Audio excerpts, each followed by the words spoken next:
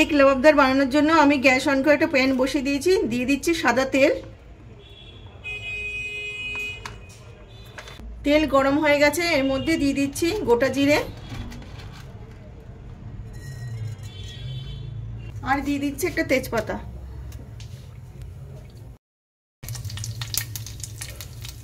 এবার আমি এর মধ্যে দিয়ে দেব পেঁয়াজ আদা রসুন পেস্ট।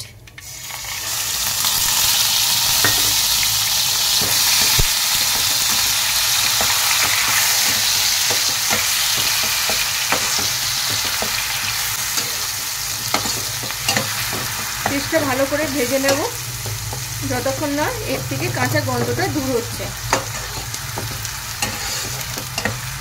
পেঁয়াজটা ভাজা হতে হতে আমি ততক্ষণে একটা পেস্ট তৈরি করে নিই কাজু আর টমেটো। পেঁয়াজটা হালকা ভাজা হয়ে গেছে, এর কালারটাও চেঞ্জ হয়ে গেছে। এবার আমি এর মধ্যে দিয়ে দেব কাজু বাদাম আর টমেটোর পেস্ট।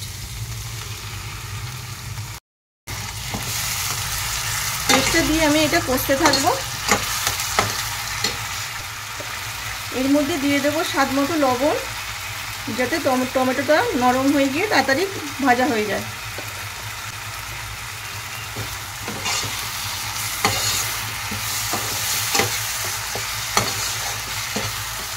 মশলাটা ভাজা হয়ে গেছে, এর থেকে তেল বেরিয়ে গেছে।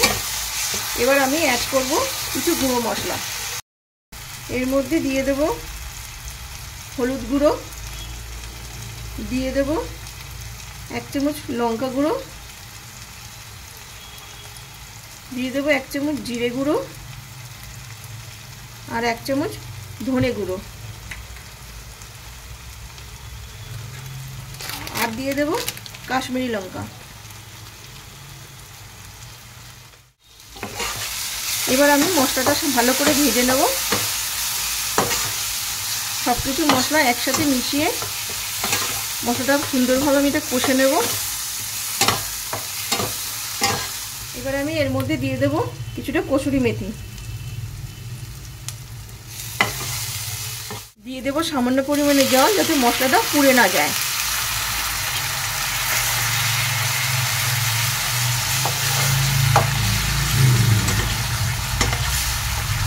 সুন্দরভাবে ভাজা হয়ে গেছে। এবার আমি এর মধ্যে দিয়ে দেব পরিমাণ মতো জল।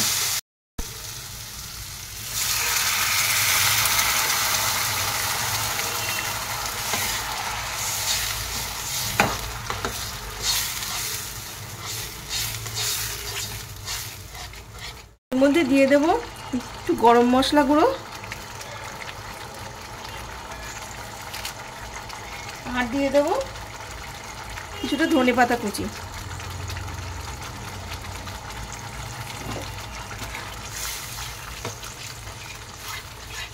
এবার আমি এর মধ্যে দিয়ে দেব ফ্রেশ ক্রিম। ক্রিমটা দিয়ে ভালোভাবে এটা নাড়িয়ে নেব।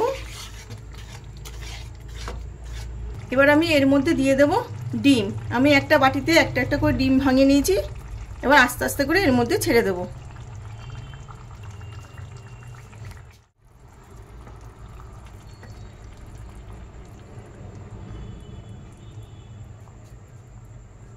ডিমগুলোর ওপরে দিয়ে দিচ্ছি সামান্য পরিমাণ একটু করে লবণ,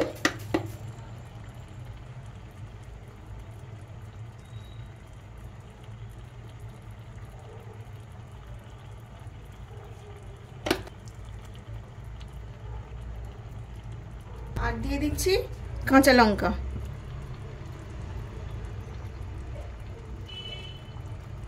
এবারে আমি এটা লো ফ্লেমে 10 থেকে 15 মিনিট সেদ্ধ হতে দেব।